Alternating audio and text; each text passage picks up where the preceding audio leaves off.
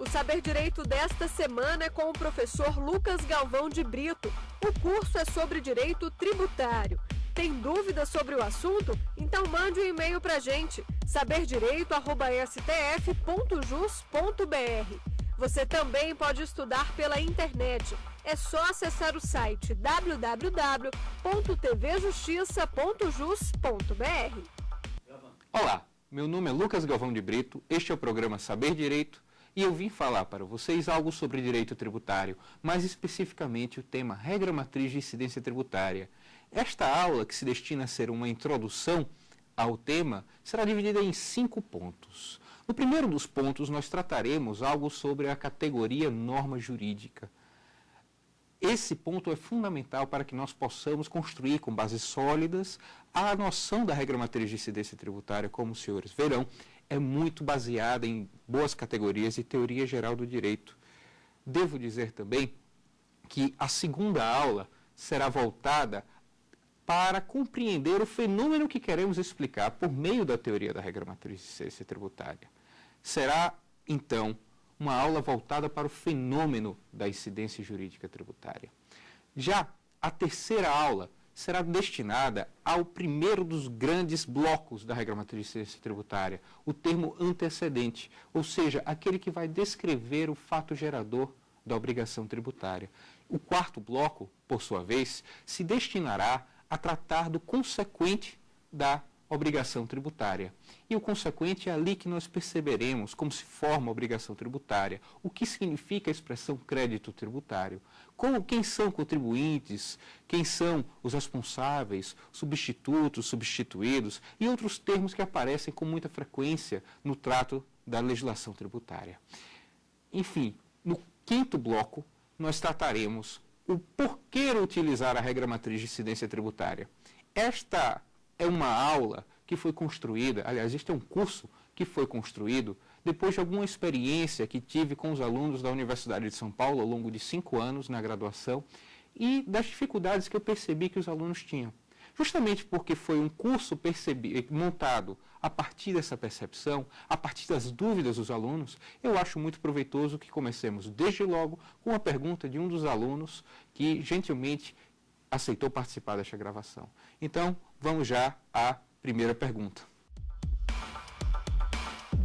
Se essa é uma aula de direito tributário, por que não simplesmente pressupor que já sabemos que é uma norma jurídica?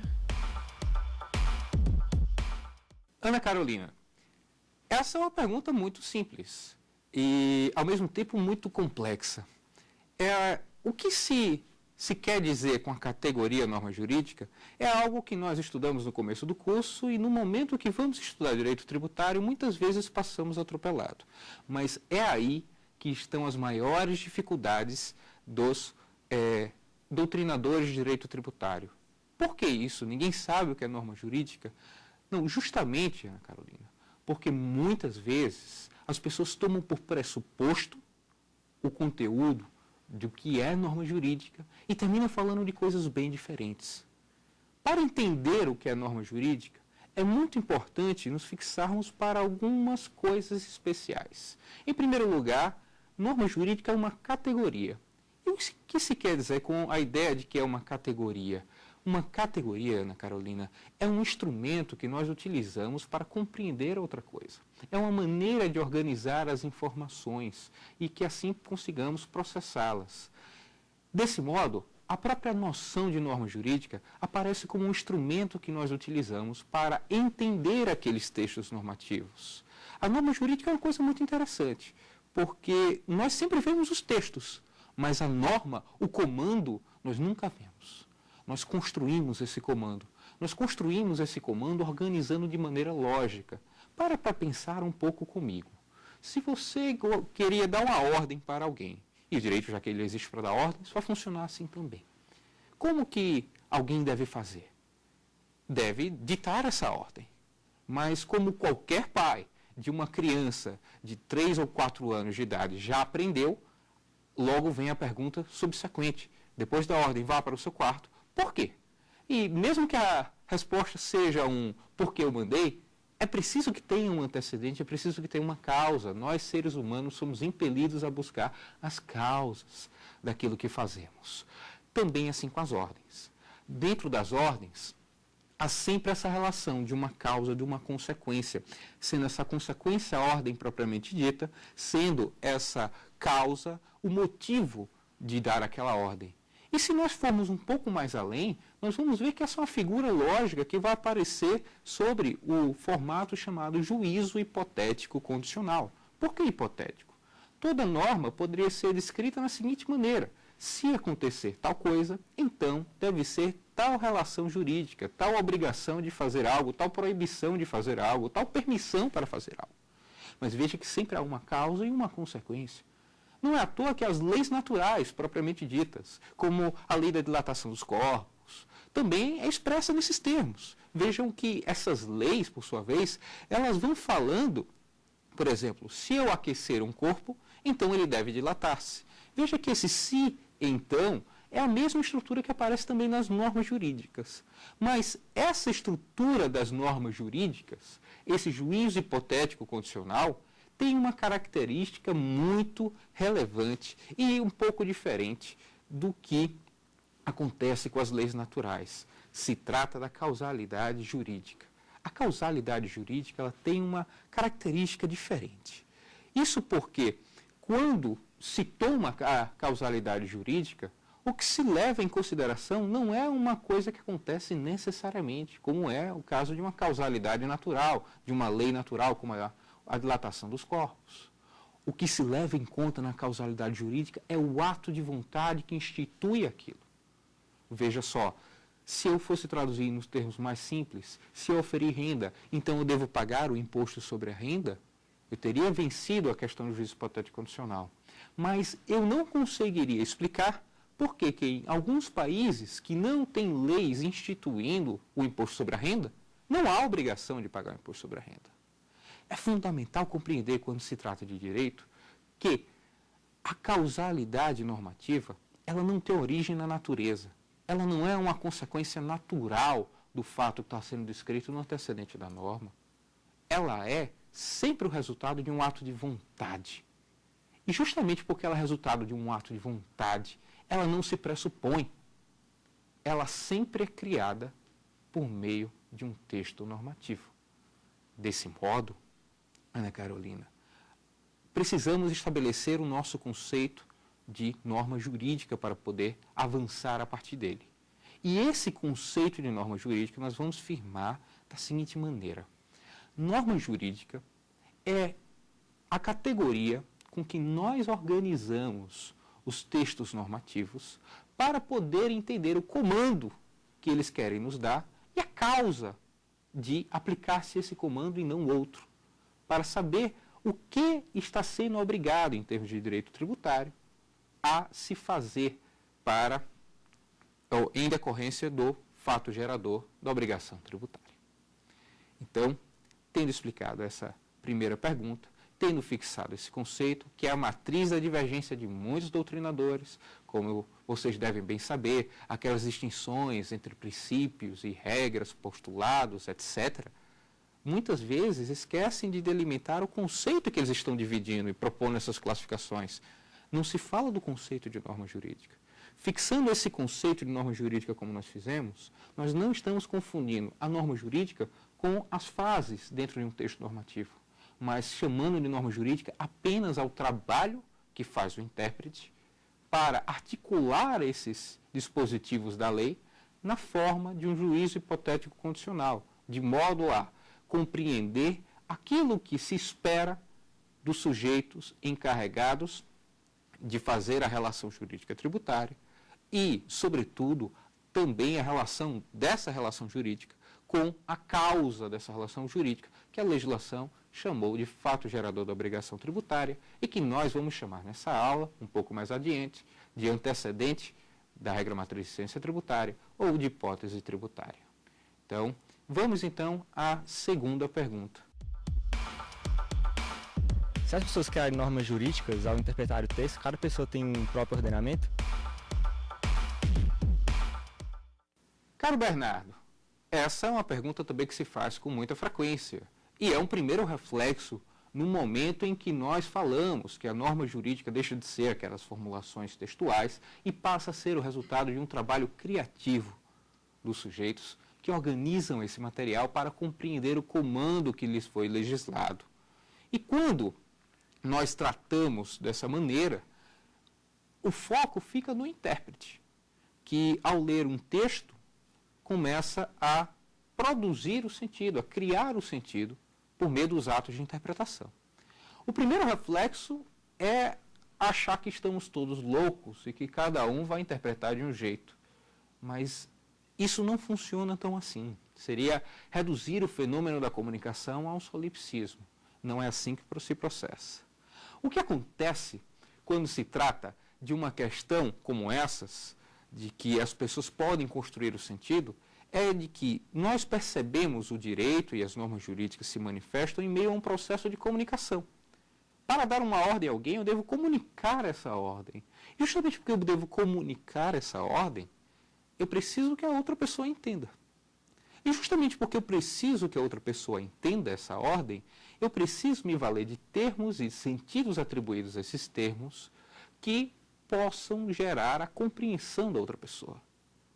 O que eu quero dizer com isso é que, se nós olharmos para uma mesma palavra e interpretarmos de modo diverso, nós não vamos conseguir nos entender. De modo que existe uma certa convenção na sociedade que faz com que cada vez que nós leiamos a palavra casa, nós interpretemos de uma maneira em comum. Quando alguém lê casa de um modo diverso que nós entendemos, nós passamos a não compreender aquela pessoa. O direito está repleto de situações como essa. Normalmente, nós nos deparamos no direito com situações em que as pessoas vão divergir sobre o sentido ao qual dar a uma determinada palavra. Evidências de que o direito funciona assim são dadas aos montes. Se nós pararmos para pensar quantas vezes nós não acompanhamos discussões aqui no Supremo Tribunal de Justiça, em que os ministros vão divergindo sobre o sentido ao qual dar uma determinada palavra, não significa que um saiba mais ou menos a respeito do que é aquela palavra. Ou muito menos, significa que essa palavra seja ela mesma alguma coisa. Se nós pararmos para pensar a ligação que tem uma palavra com aquilo que ela representa, isso é sempre o resultado de uma convenção. É sempre o resultado de uma abstração. O que é que tem a palavra casa a ver com a casa? Nada. Se nós, enquanto sociedade, enquanto coletividade, não tivéssemos, ainda que tacitamente, combinado em associar a ideia de casa com a palavra casa, nenhuma relação entre esses dois conceitos existiria. Desse modo, nós temos que reconhecer essa natureza, eu diria, arbitrária, mas ao mesmo tempo convencionada, que se tem da palavra, do signo, com o objeto que ela quer se referir. Também assim nos textos jurídicos. Se nós admitirmos isso, nós admitimos que as pessoas constroem sim o sentido das normas, que a partir dos enunciados, das frases, dos dispositivos, elas vão construindo normas jurídicas. E sim, sendo as normas jurídicas produto da interpretação que cada uma dessas pessoas faz, seria o ordenamento como um todo também produto da interpretação dessas pessoas. Agora, paradoxalmente, ainda que seja um produto da interpretação dessas pessoas, é necessário que essas pessoas entrem em algum acordo, que exista uma zona de convergência, pois só assim o direito pode cumprir a sua função de dar ordens. Nós podemos compreender a ordem que foi legislada, nós podemos prescrever ordens por meio de contratos, por meio de sentenças, por meio de autos de infração e outros documentos quaisquer. Mas mesmo assim, sabendo que será uma outra pessoa do outro lado que vai ler e que ela vai interpretar. E o que nos interessa é que esse sentido tem uma certa estabilidade, mas o ter essa estabilidade depende do acordo que as pessoas tenham com essas palavras. Um acordo que não é fixo. Não há uma palavra que não mude o seu sentido ao longo do tempo. Se nós pararmos para pensar numa expressão muito cara aos penalistas, a expressão mulher honesta, Basta ver o quanto que isso experimentou mutação com relação aos conceitos ao longo dos anos. Basta acompanhar a jurisprudência e ver que uma decisão na década de 30 será completamente de uma decisão em nossos dias, mesmo utilizando a mesma expressão. Aquilo que está lá dentro da legislação penal, ainda que não se tenham mudado as palavras, mudou o acordo ao redor disso. E compreender essas transformações é fundamental dentro do processo de interpretação. Mas não se deve esquecer que o processo de interpretação é, sobretudo, uma construção de sentido. E se é uma construção de sentido, significa dizer que o sentido não está por detrás dessa tinta aqui no papel.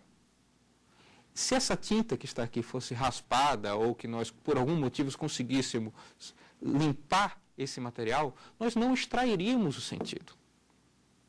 Dizer que eu posso extrair um sentido de uma marca de tinta no papel tem tanto sentido quanto dizer que eu posso tirar uma ideia dessa caneta. Nada disso vai funcionar se nós não fizermos o nosso processo interpretativo. Então, o que interessa, no final das contas, é o modo como nós vamos interpretar o direito, o modo como se vai atribuir sentido àquelas marcas de tinta no papel. Veja que processo interessante pode acontecer com o seu Código Tributário Nacional. Se nós abrirmos a mesma página do Código Tributário Nacional, nós vamos ler uma passagem e, enquanto estivermos lendo essa passagem, eu e você vamos concordar plenamente sobre o material que estamos lendo. Isso acontece porque nós dominamos um conceito comum da língua portuguesa e nós sabemos atribuir àquelas letras aquele som. E quando nós vamos fazendo isso em voz alta, nós convergimos completamente. De modo que você olha para o seu Código Tributário Nacional e eu olho para o meu Código Tributário Nacional e nós lemos a mesma coisa. Isso pode parecer um fenômeno banal, mas para pensar que coisa interessante. Os livros podem ser de editoras diferentes. Os livros podem ser e são feitos com materiais diferentes. Os livros não se confundem um com o outro. E, no entanto, eles conseguem reproduzir uma coisa que parece ser a mesma. Parece ser a mesma em função de como nós atribuímos sentido, de que é uma forma convencionada que nós temos para atribuir sentido aos textos. Colocando isso dessa forma, nós paramos para ver que é necessário esse mínimo de consenso para que as pessoas consigam compreender um mesmo texto. Isso lembrando, naturalmente, que o direito sempre se manifesta como texto. Não há uma maneira diversa de fazê-lo. E mais ainda, esse é um texto, como eu disse um pouco antes, que tem uma característica prescritiva. É um texto que quer dar ordens. E uma ordem será tão mais bem sucedida quanto mais ela seja compreendida pelos seus destinatários. Desse modo, lembrando que nós vamos sempre construir o sentido por meio da categoria norma jurídica, a norma jurídica aparece como uma espécie de instrumento que o jurista utiliza para compreender o sentido do texto legislado. Veja que não é um extrair o sentido do texto legislado. Não são técnicas de extração de sentido, como até há pouco tempo se acreditava que nós trataríamos. E vejam que muitas vezes, no linguajar dos juristas, aparecem essas expressões, tirar o sentido, extrair, como se fosse possível sacar algo imaterial, uma ideia, a partir de algo material. Pelo contrário, é sempre um processo de construção. Isso faz com que, muitas vezes, eu, você, que estudamos direito, tenhamos mais facilidade em olhar para um texto de direito positivo e interpretá-lo, e atribuir sentido àquelas palavras. Já um engenheiro, cada vez que se depara com um texto como aqueles, já não consegue fazer a mesma coisa. Já tem dificuldade em entender o sentido de palavras como propriedade, de palavras como obrigação tributária ou crédito tributário. Por que será que isso acontece? Isso acontece não só com direito, isso acontece com cada coisa que envolve interpretação. E texto passa a ter, se nós formos nesse sentido, uma acepção muito mais lata do que só aquele material escrito. Texto passa a compreender toda e qualquer coisa que eu possa interpretar, como diria Gadamer. E se eu tomar essa postura filosófica, nós podemos olhar, por exemplo, para um botânico.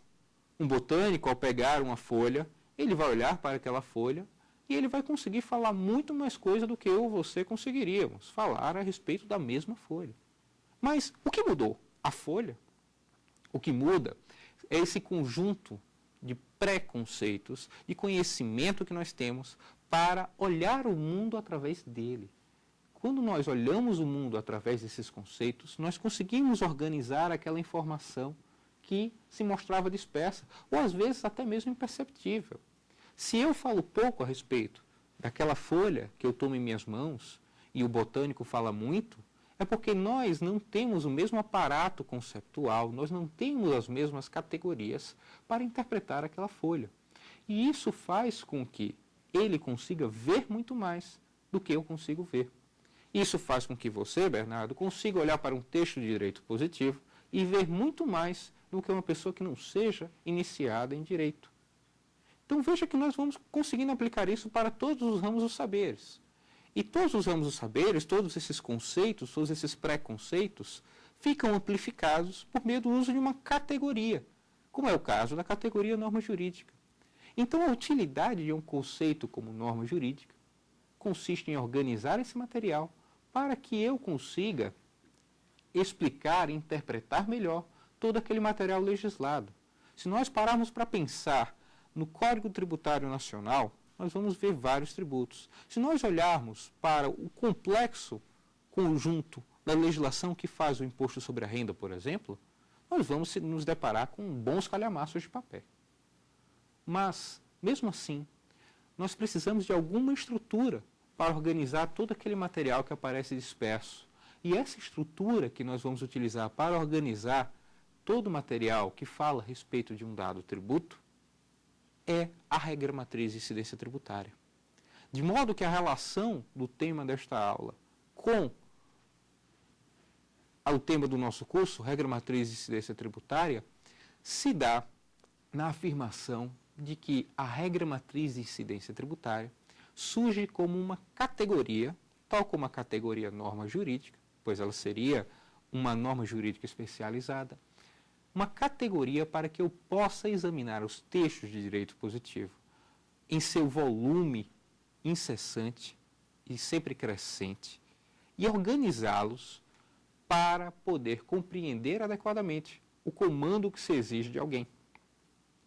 E mais especificamente, como nós vamos ver na aula 2, nós vamos tratar da norma jurídica que vai falar do fenômeno incidência tributária, aquilo que faz com que, ao desempenhar uma certa conduta, eu tenha que pagar um tributo. Interpretar essas normas jurídicas, levar a cabo todo o processo de construção de sentido, pode parecer uma tarefa singela, e muitas vezes nós fazemos até sem nos dar conta disso. Mas dista de ser uma tarefa singela. Nós precisamos construir o sentido dessas normas partindo sempre realmente da literalidade. Mas o acordo sobre a literalidade não demora muito a sumir. Se nós tomarmos um exemplo, isso funciona muito bem na sala de aula, nem tanto no programa ao vivo, mas basta tomar uma frase qualquer, um texto qualquer. E se nós colocarmos para todos os alunos de uma sala de aula, pedindo para que eles interpretem aquele texto e que eles escrevam isso no papel, e nós recolhermos e pedirmos para que os alunos depois leiam em voz alta, vocês vão ver que não vai distar para que cada um relate uma experiência um pouco diferente. Isso mostra como a interpretação realmente é um ato individual. Se nós pararmos para pensar então no conceito mais lato de texto, fica mais fácil ainda ver. Basta ver um acidente de trânsito, em que as pessoas vão começar a divergir sobre quem tem a razão, a depender até do ângulo que elas estejam, a depender da hora que elas chegaram, das marcas do pneu. Vejam que interpretar é algo muito subjetivo, mas é inescapavelmente subjetivo. Nenhuma interpretação, mesmo aquela que se pretenda mais literal, é completamente literal. Sempre vai haver margem para a maneira como os sujeitos atribuem o sentido para aquele mesmo material.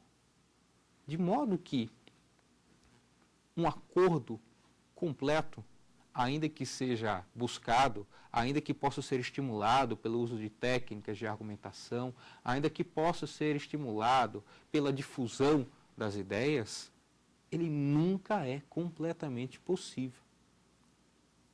Mas bem, mesmo assim, nós precisamos trabalhar, como disse um pouquinho antes, com a necessidade desse consenso, senão nós não nos comunicamos. E para falar do processo de construção do sentido, o professor Paulo de Barros Carvalho sugere que nós trabalhemos com 4 níveis. Nós partimos sempre, como eu disse, da literalidade textual, dessas marquinhas de tinta no papel. Mas a partir do momento em que nós deixamos de ver como marquinhas de tinta no papel e passamos a ler como a palavra regra, escrita aqui nesse roteiro, nós já passamos para um nível além. Esse nível além é o plano 2. Esse plano 2 é o plano dos enunciados. Cada vez que eu leio uma frase que ela tem sentido, nós estamos no plano dos enunciados, no caso do direito, prescritivos. E esses enunciados, muitas vezes, eles, por mais que eu saiba que eles se colocam dentro de um corpo de textos cujo objeto é dar a ordem para alguém, no mais das vezes, eles são insuficientes por si só para dar essa ordem. Há um enunciado que fala em Brasília é a capital federal. Qual é a ordem? Ninguém consegue explicar qual que é a ordem que está sendo dada por meio desse dispositivo. Mas se nós formos articulando todo esse dispositivo com outros dispositivos, nós conseguiremos eventualmente formar o juízo hipotético condicional. Se eu lesse apenas o dispositivo matar alguém, eu poderia achar até que a ordem seria matar alguém. Mas eu não posso ler esse dispositivo, essa frase, por mais que ela tenha sentido, isolada. Eu preciso articular com outra, que coloca a pena. Então vejam que na hora que eu articulo essas 2 frases, esses 2 enunciados, eu já estou num patamar um pouco mais sofisticado de elaboração. E esse patamar é o plano 3, vamos chamá-lo assim, o plano S3. Nesse plano, nós já temos a formação do juízo hipotético condicional. Se eu matar alguém, então a pena. Então vejam só como é interessante trabalhar com a categoria de norma desse jeito. Nós podemos usar essa categoria para ir articulando textos que muitas vezes estão dispersos. Às vezes é fácil encontrá-los, como no Código Penal, articulando um enunciado com o enunciado seguinte. Às vezes eles estão dispersos em vários corpos legislativos. Às vezes é preciso fazer recurso à Constituição, ao Código Tributário Nacional, a uma lei específica do tributo. Às vezes se faz recurso até mesmo a resoluções, decretos, portarias, para ajudar a entender o sentido que se deve dar a um determinado termo, a um determinado enunciado, e articulá-los nessa estrutura hipotética condicional com que se apresentam as normas jurídicas. Mas prestem atenção em mais uma coisa. Quando eu falo que as coisas precisam se articular, os enunciados precisam se articular nessa estrutura hipotética condicional para que assumam a forma de norma jurídica, é muito fácil tomar o percurso gerador de sentido e pará-lo aí. Mas nós não podemos esquecer que os enunciados, sob a forma prescritiva, às vezes aparecem textos que não são os textos do ordenamento jurídico. É, por exemplo, assim que fala um pai a seu filho. É também sobre a forma de uma ordem que costuma aparecer, por exemplo, os regulamentos dentro do futebol. E dentre outros mecanismos que não são propriamente o ordenamento jurídico. Então, para que algo seja uma norma jurídica, é indispensável, portanto, que pertença ao ordenamento jurídico.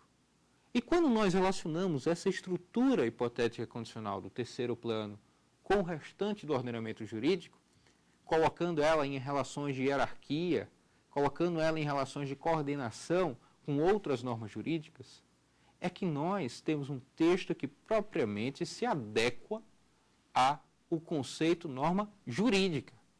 Existem normas que não são jurídicas. Para que ela seja jurídica, precisa pertencer a um ordenamento. E para pertencer a esse ordenamento, deve ter relações com outras normas jurídicas, relações de coordenação e de subordinação. Esse é o diferencial e que vai caracterizar, portanto, o quarto plano do nosso percurso gerador de sentido, o plano S4. Somente nesse patamar é que nós teríamos uma norma jurídica formada completamente, compreendendo suas relações de derivação e suas relações de coordenação com as demais normas, para produzir os efeitos próprios do ordenamento jurídico. Desse modo, Bernardo, eu espero ter respondido bem a sua pergunta. E gostaria de chamar agora a próxima pergunta dos nossos alunos. O que se quer dizer com a premissa da homogeneidade sintática?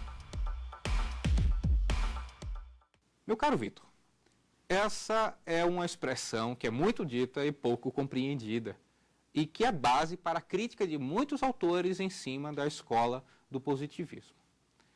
Eu quero falar o seguinte para você. Se nós colocarmos um desafio, e esse desafio é falar sobre essa caneta, você vai começar a falar sobre a caneta. E você vai falar a respeito da caneta, dizendo que ela tem uma cor azul, um corpo metálico. Mas se você começa a falar do material que é feito esse corpo metálico, e você fala das minas onde se extraiu o minério que se fez esse corpo metálico, e você começa a falar da condição dos trabalhadores, você saiu do assunto. A construção do sentido, da categoria norma jurídica, é o elemento que vai dar uma unidade ao objeto do direito. Se eu quero fazer uma ciência de uma determinada coisa, eu preciso, e esse é o meu primeiro passo, demarcar o meu objeto. E demarcar o meu objeto para que eu saiba para onde voltar minha atenção e, por consequência, saber o que não voltar minha atenção, sob pena de sair do assunto.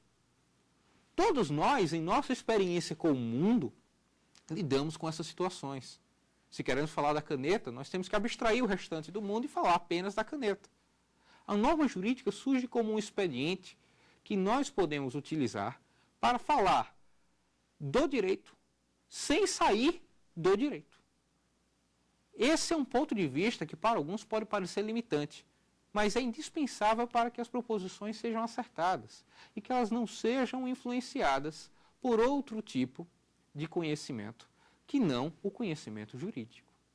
Quando se fala homogeneidade sintática, a referência é ao texto de Hans Kelsen, na Teoria Pura do Direito. E a homogeneidade sintática ali propagada trata de uma relação que se faz entre uma forma e outra forma. Quando Kelsen, em sua Teoria Pura do Direito, propôs um modelo de ciência jurídica, ele fez isso de um modo muito interessante. Havia uma grande dificuldade no sentido de organizar como que o raciocínio jurídico poderia ser diferente do raciocínio de um sociólogo, ou do raciocínio de um historiador, ou do raciocínio, como modernamente poderíamos falar, de um economista. E separar o direito das demais áreas do conhecimento era uma tarefa que parecia ser muito difícil.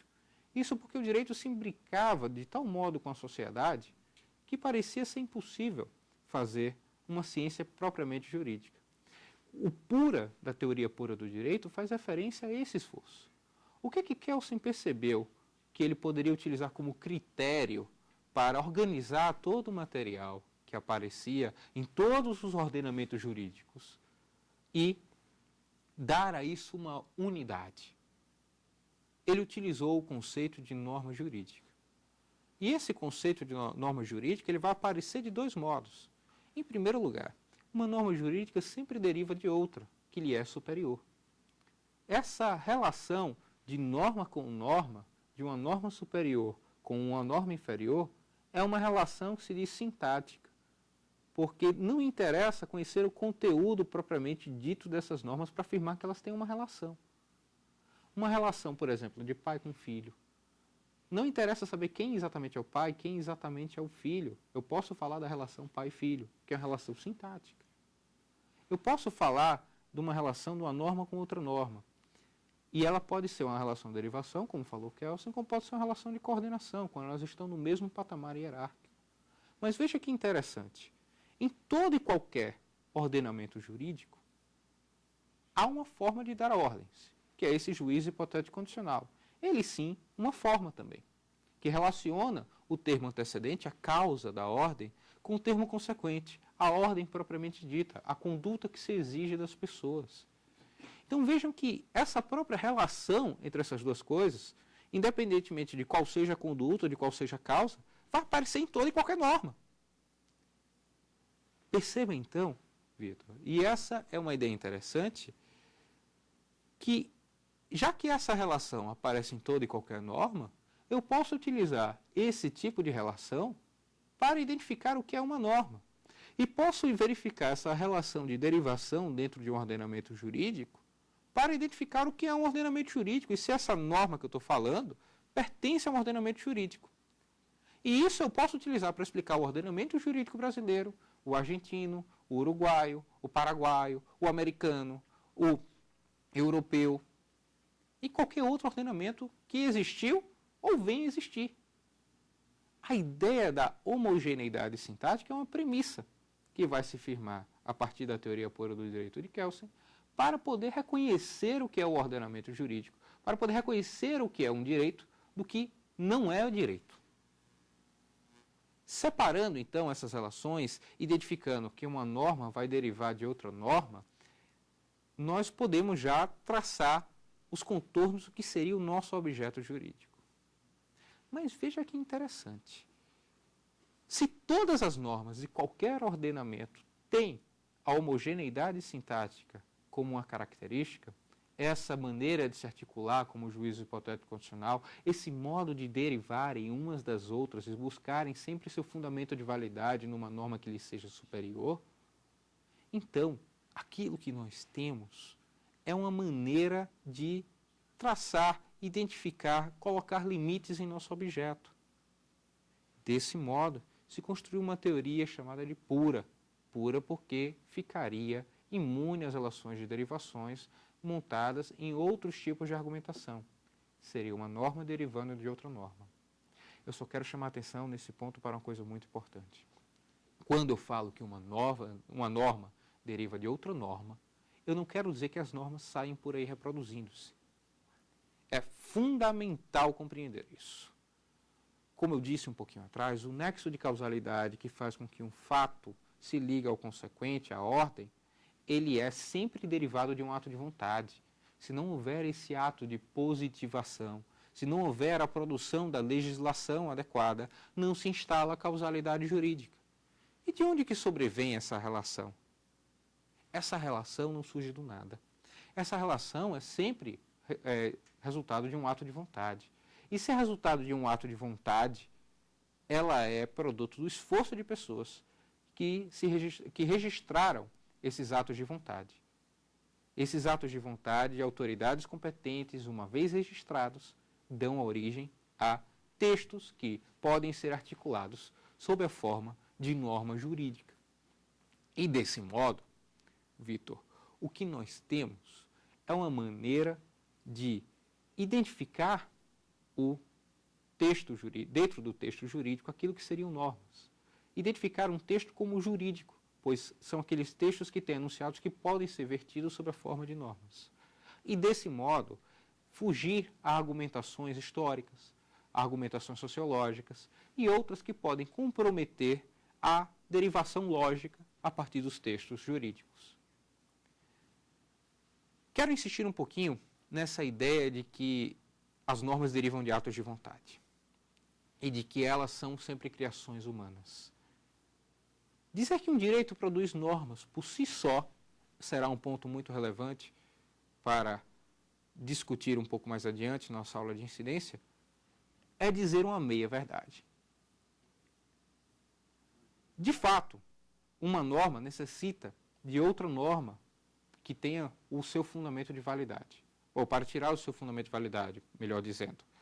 E se ela necessita de outra norma para retirar o seu fundamento de validade dela, o que acontece quando nós tratamos das derivações das normas jurídicas, das produções das normas jurídicas, tende a ser visto muitas vezes como o resultado de uma produção espontânea, já que a norma derivaria da outra norma e não precisaria fazer nada.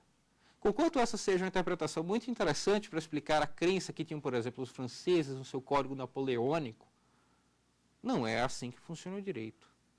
Se nós pararmos para pensar como que surgiu a lei do imposto sobre a renda, nós temos que pensar em todos os atos legislativos necessários para produzir tal lei.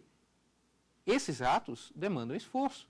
E essas normas jurídicas só podem surgir depois de produzido esse esforço. Esse esforço no sentido de registrar. Não houvessem, por qualquer motivo, registrado os legisladores os atos necessários para produzir aquela lei, não se teria produzido a lei, ainda que houvesse o ato de vontade. Ainda que toda a vontade dos nossos congressistas se dirigisse no sentido de produzir a percussão tributária de um determinado tributo, essa percussão não surgiria simplesmente se não fosse, por exemplo, publicado no Diário Oficial. É necessário cumprir todo esse procedimento, toda essa sequência de atos, todo esse material precisa ser produzido.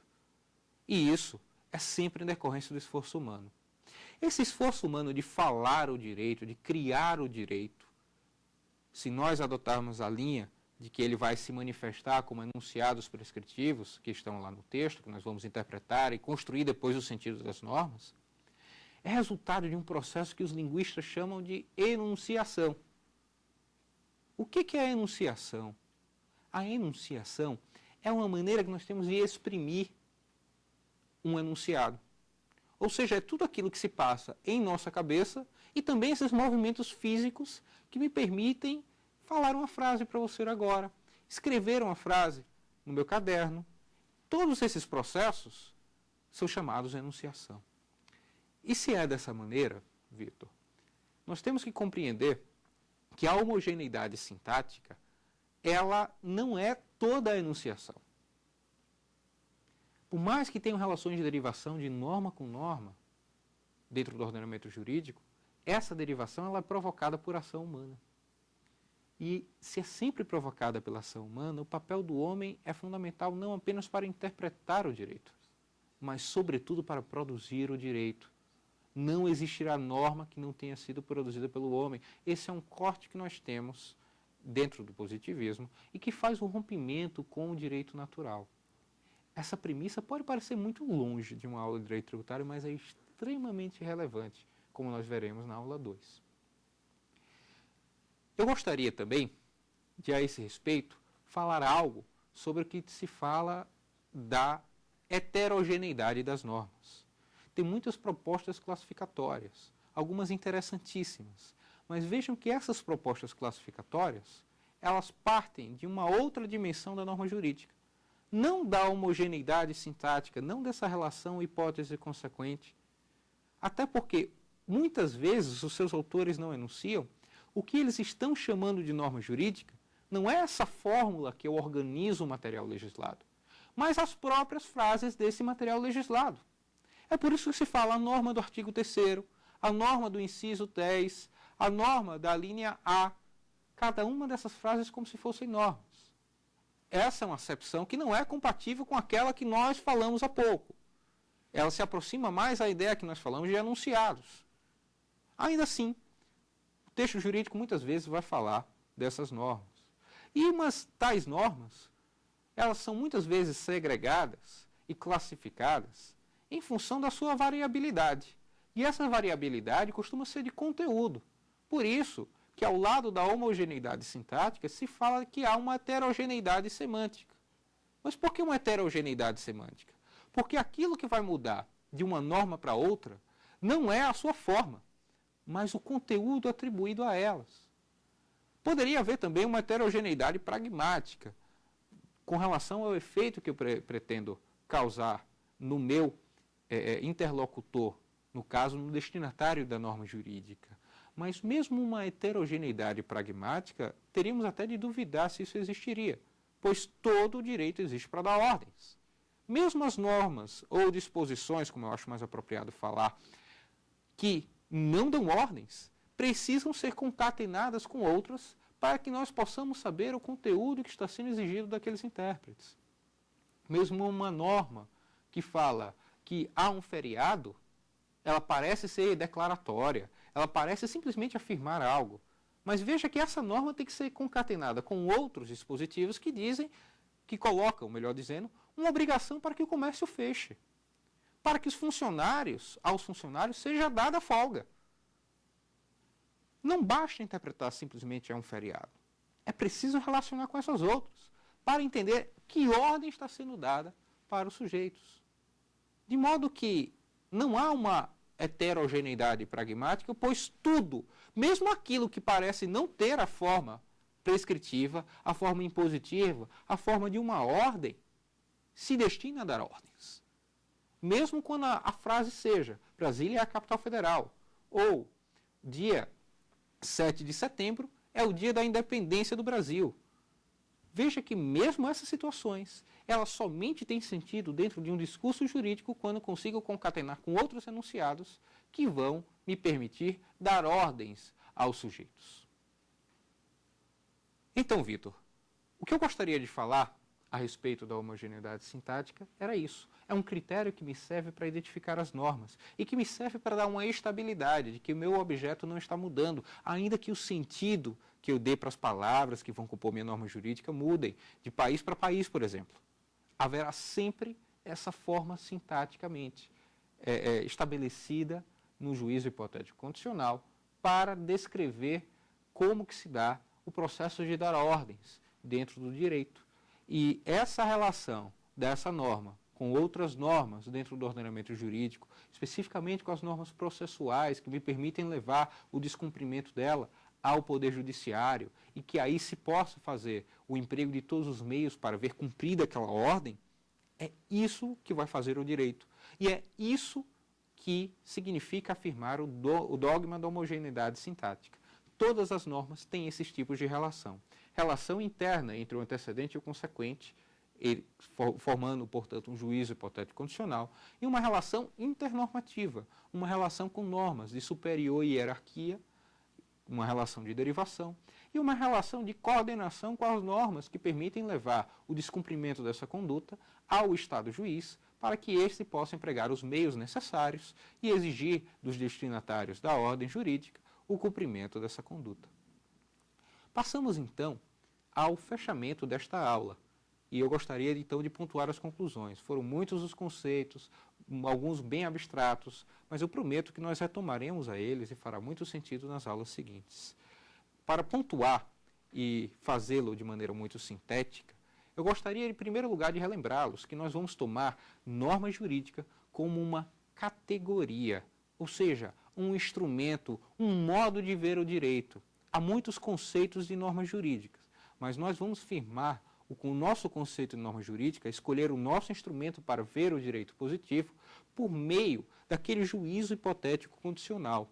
Esse juízo hipotético condicional, porque ele é uma ideia que se faz a partir da interpretação dos textos brutos, por assim dizer, do direito positivo, por meio da articulação de vários enunciados, muitas vezes dispersos em várias leis diferentes, juntando enunciados da Constituição, de uma lei ordinária, de uma lei complementar, por exemplo, ele é sempre o resultado de um processo de construção que fazem os sujeitos a partir daquele texto.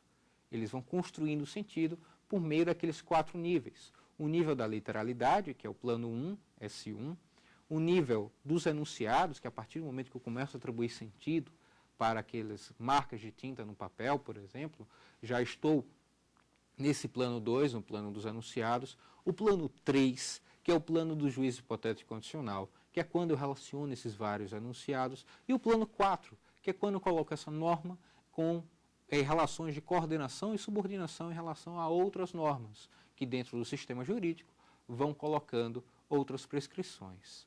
Então veja só que todo esse processo de construção, ele não é derivado de uma relação de naturalidade. Ele é sempre resultante de um esforço humano, seja para interpretá-los, seja para conhecê-lo, seja para produzir outros atos normativos. Aquele que toma a lei do imposto sobre a renda, começa a interpretar essa lei do imposto sobre a renda, mas para que ele faça uma auto-infração, ele precisa ter interpretado, ele precisa ter feito esse esforço prévio, como ele precisa também documentar aquele esforço que ele teve de interpretação num papel e produzir o ato de vontade para ligar aquela renda oferida a um sujeito especificado e instituir desse modo a cobrança do tributo. Quero insistir nesse ponto. Sempre que nós nos depararmos com uma produção normativa, seja a produção de uma lei, seja a produção de uma auto-infração, de uma sentença, de um contrato, nós estamos diante de um ato de vontade, pois aquela relação, aquela imputação da causa com a consequência não surge espontaneamente. É sempre fruto de um esforço de alguém que documentou essa vontade e tinha competência para fazê-lo. Desse modo, essa é uma importante conclusão. A causalidade jurídica não é a causalidade natural. São processos diversos. Ali na causalidade natural há a necessidade. Aqui na causalidade jurídica há a vontade. Desse modo, nós fixamos também isso. E o direito, como nós vimos, não vai funcionar justamente em função de que essa causalidade é derivada de vontade, sozinho, como um objeto da natureza. O direito funcionará sempre por intermédio de ação humana. Sem essa ação humana, não haverá produção de direito. E nesse ponto, que eu gostaria de encerrar esta aula, já convidando todos vocês para a próxima aula, onde nós vamos ver o desdobramento disso, desse ponto de que o direito não funciona sozinho, na produção das normas jurídicas tributárias, e mais especificamente no fenômeno que nós queremos estudar, na incidência tributária. Muito obrigado, então, pela sua atenção e espero contar com vocês na próxima aula em que nós trataremos o fenômeno da incidência jurídica tributária, colocando à prova essas premissas que nós fixamos nesta primeira aula. Tem dúvidas sobre o assunto? Então mande um e-mail para a gente, saberdireito@stf.jus.br. Você também pode estudar pela internet. É só acessar o site www.tvjustiça.jus.br.